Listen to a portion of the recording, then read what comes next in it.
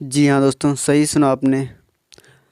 आज हम लोग पढ़ेंगे एसएससी स्टेनोग्राफर में पूछे गए कुछ सन 2021 में फर्स्ट शिफ्ट के कुछ इम्पोर्टेंट प्रश्न, जिसमें से हमारा पहला प्रश्न है, विश्व हस्त प्रक्षालन दिवस किस तारीख को मनाया जाता है?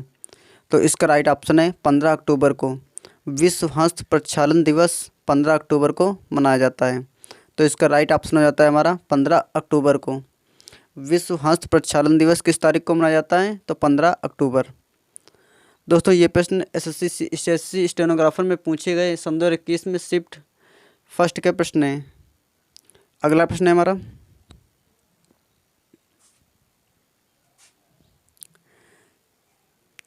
झिंझिया नृत्य किस राज्य का लोकप्रिय नृत्य है? तो इसका राइट ऑप्शन है बिहार। झिंझिया नृत्य बिहार राज्य का लोकप्रिय नृत्य है। तो इसका राइट ऑप्शन हो जाता है हमारा बिहार। झिंझिया नृत्य बिहार राज्य का लोकप्रिय नृत्य है। अगला प्रश्न है हमारा, अगले प्रश्न की ओर बढ़ते हैं और अगला प्रश्न है,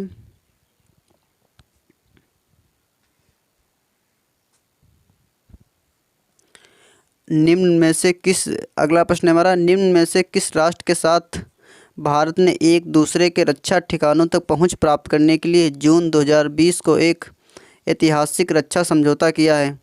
तो इसका राइट ऑप्शन है ऑस्ट्रेलिया के साथ। भारत ने एक दूसरे के रक्षा ठिकानों तक पहुंच प्राप्त करने के लिए जून 2020 में एक ऐतिहासिक रक्षा समझौता किया है। तो ऑस्ट्रेलिया देश के साथ किया है। तो इसका राइट ऑप्शन हो जाता है हमारा ऑस्ट्रेलिया।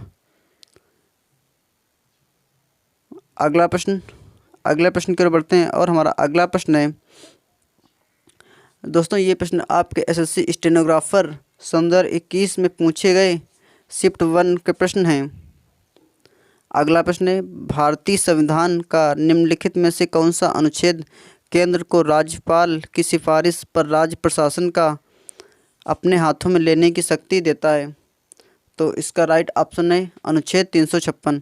अनुच्छेद 356 के अंतर्गत भारतीय संविधान अनुच्छेद 356 के अंतर्गत केंद्र को राज्यपाल की सिफारिश राज्य प्रशासन का अपने हाथों में लेने की शक्ति देता है। तो इसका राइट ऑप्शन हो जाता है हमारा आर्टिकल 356। अगले प्रश्न की ओर बढ़ते हैं और अगला प्रश्न है, अगला प्रश्न है,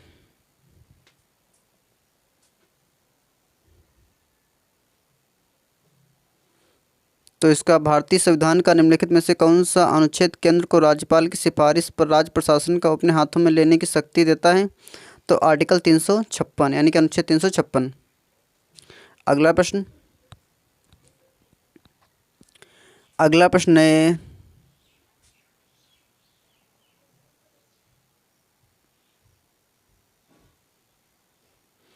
अगला प्रश्न है हमारा, सन 2011 की जनगणना के अनुसार भारत का दूसरा सबसे बड़ा आबादी वाला राज्य कौन सा है?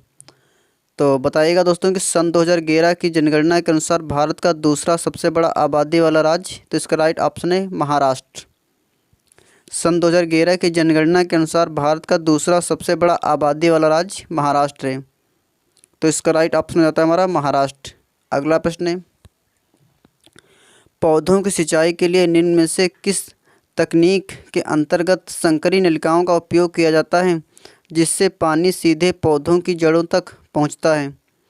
तो इसका राइट ऑप्शन है हमारा टपक या ड्रिप सिंचाई। तो इसका राइट ऑप्शन हो जाता है हमारा टपक या ड्रिप सिंचाई। पौधों की सिंचाई के लिए टपक या ड्रिप सिंचाई तकनीक के अंतर्गत संकरी नलिकाओं का उपयोग किया जाता है जिस पर पानी सीधे पौधों की जड़ों तक पहुंच जाता है। अगर पानी पौधों को सीधे जड़ों तक पहुंचाना है तो हम टपक ड्रिप सिंचाई का उपयोग करते हैं। अगला प्रश्न, यमुना नदी की सहायक नदी चंबल निम्न में से किस राज्य से होकर नहीं गुजरती है? तो याद रखना दोस्तों, यमुना नदी की सहायक नदी चंबल निम्न में से किस राज्य से होकर गुजरती नहीं है? तो इसका राइट ऑप्शन है गुजरात। गुजरात राज्य से नहीं गुजरती है यमुना नदी की सहायक नदी चंबल।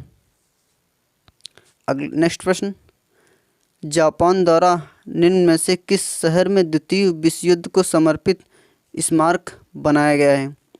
तो बताइएगा दोस्तों कि जापान द्वारा निम्न में से किस शहर में द्वितीय विश्व युद्ध को समर्पित स्मारक बनाया गया है? तो आप लोग बताइएगा कि इसका राइट ऑप्शन क्या होगा। तो दोस्तों इसका राइट ऑप्शन होगा हमारा इम्फाल।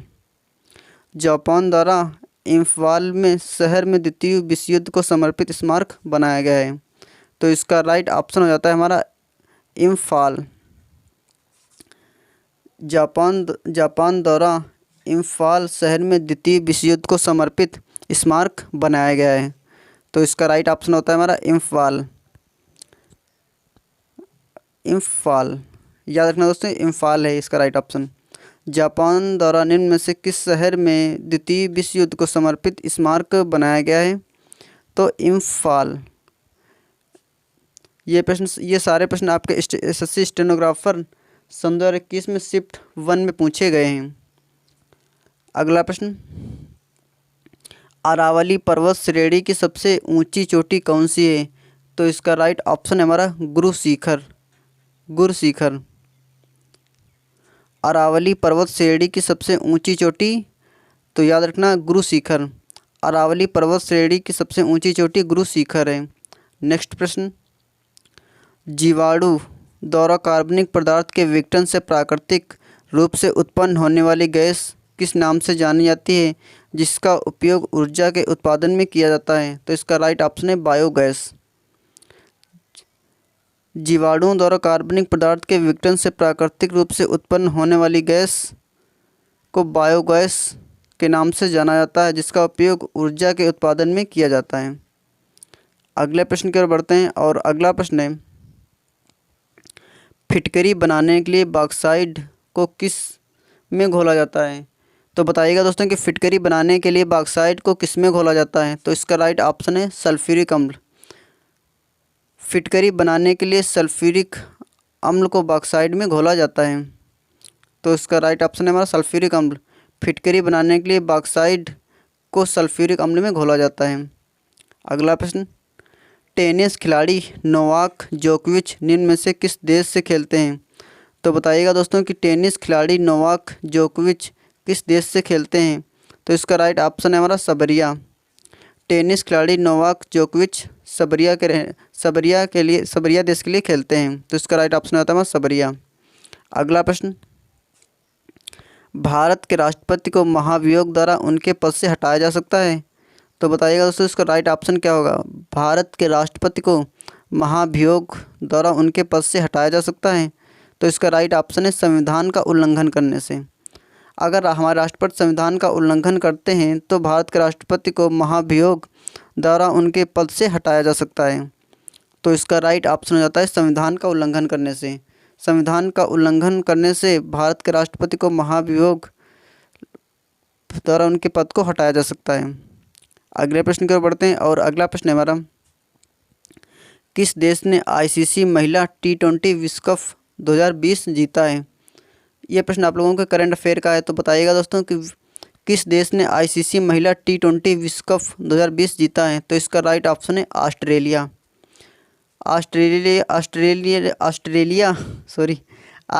ने ICC महिला T20 विश्व कप 2020 जीता है।